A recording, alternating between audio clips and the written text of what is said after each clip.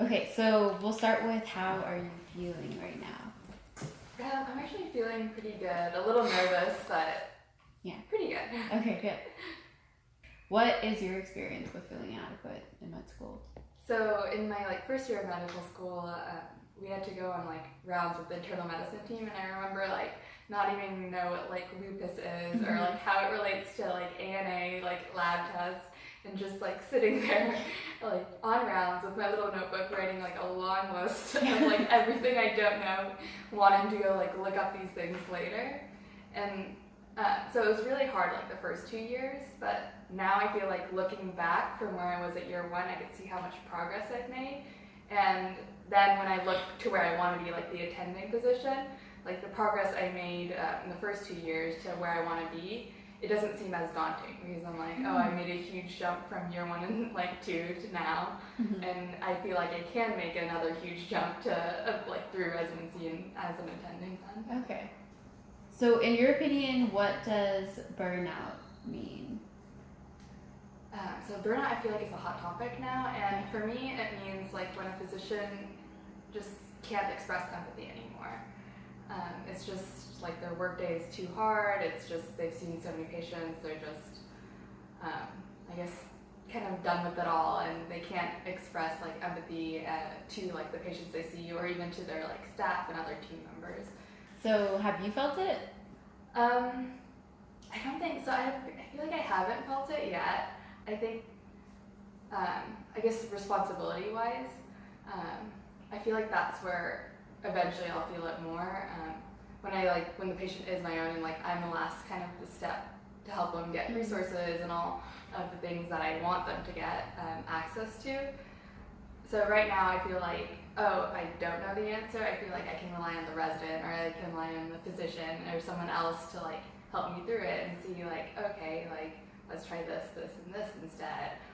Patients that have limited resources, I feel is where I struggle the most with, in terms of feeling inadequate, and it's getting more difficult and more difficult to talk to these patients, because I don't have answers on how to get them more resources, and it gets frustrating. But now as a med student, I feel especially with in the university setting, I have more access to resources now than I will in the future, and I think that's attributing to how I don't feel burnout currently.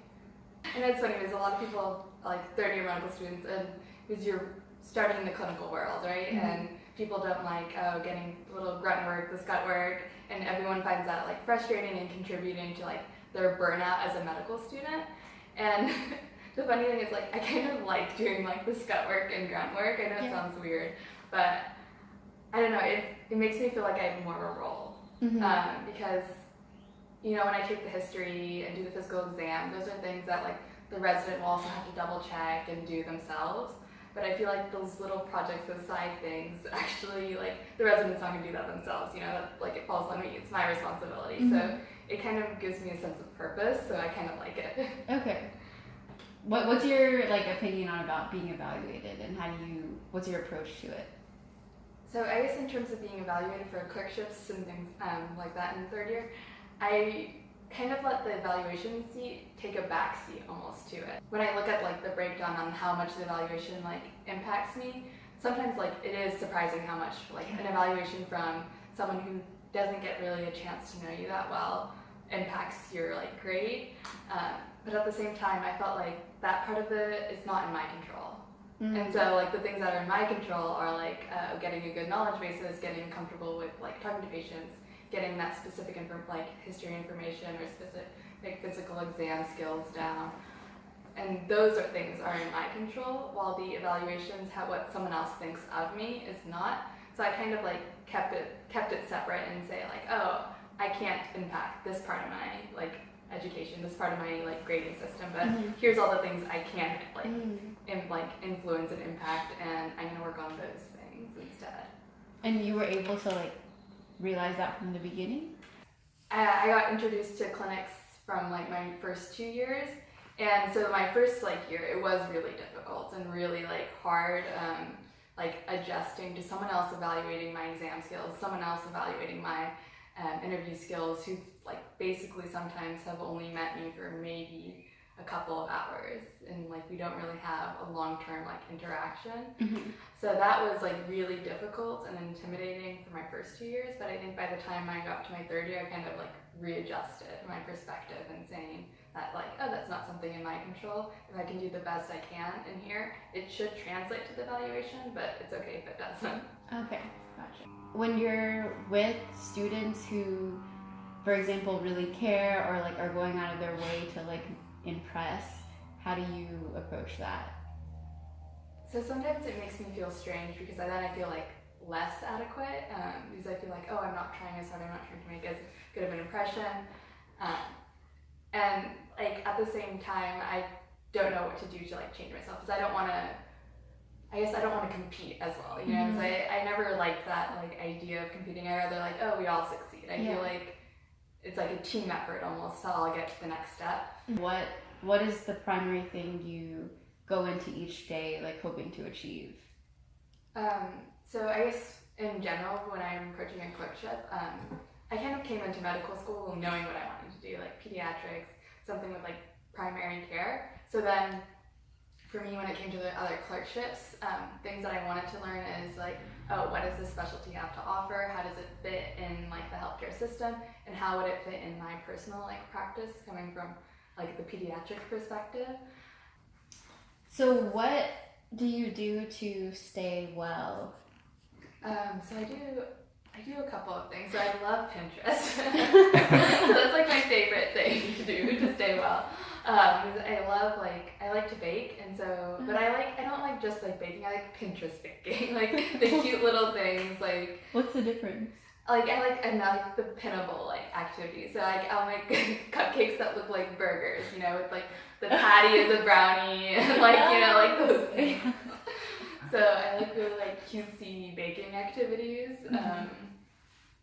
And then I also like going to like painting with a twist and like different like arts and craft like activities like those. Those are like I guess how I enjoy. Do you do those pretty regularly? So I do like painting with a twist relatively regularly, and I bake. I'll bake maybe every like 2 weeks. Okay. Roughly. Okay. And then what about like day to day? On a day to day, I like unwinding like the traditional ways, like Netflix, and then every once in a while, like I'll pick up a good book, and so instead of like watching Netflix or something, I'll usually like go to the good book, because it's weird, because when I started med school, like I hadn't read a book for fun in a while, and it was kind of sad, and I'm like, I have to read a book for fun. And so like the most recent one I read was like Big Little Lies. Oh yeah, we watched the show.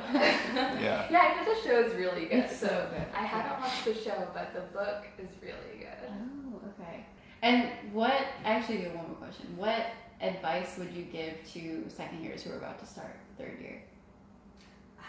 I think second years who are about to start third year, I would say try to like learn something like every day, and in the clerkships kind of have goals for yourself, like whether they be like history taking or differential developing or like exam skills. Try to have like overarching goals, and then like kind of like a daily goal of what you want to achieve every day, and it'll make the clerkship you'll learn more, and it makes it like I guess more fun too, because like those overarching long-term goals, you can see yourself like, oh, getting better at forming a differential, getting better at forming a plan. You can see like your progress through the clerkship, and I feel like that kind of keeps you motivated to keep going. Mm-hmm. Cool, I should do that. How are you feeling now? I'm actually feeling better. Not nervous and really relaxed. You're feeling better? Yeah. Good. Did it feel good to talk about stuff? Yeah, it felt good to talk about stuff, and just like, I don't know, it's like a nice atmosphere you've created. Oh, thank you. That's all my questions. Yeah, thank you. Thank you so much for talking to us. Yeah. You want some water now? Yeah.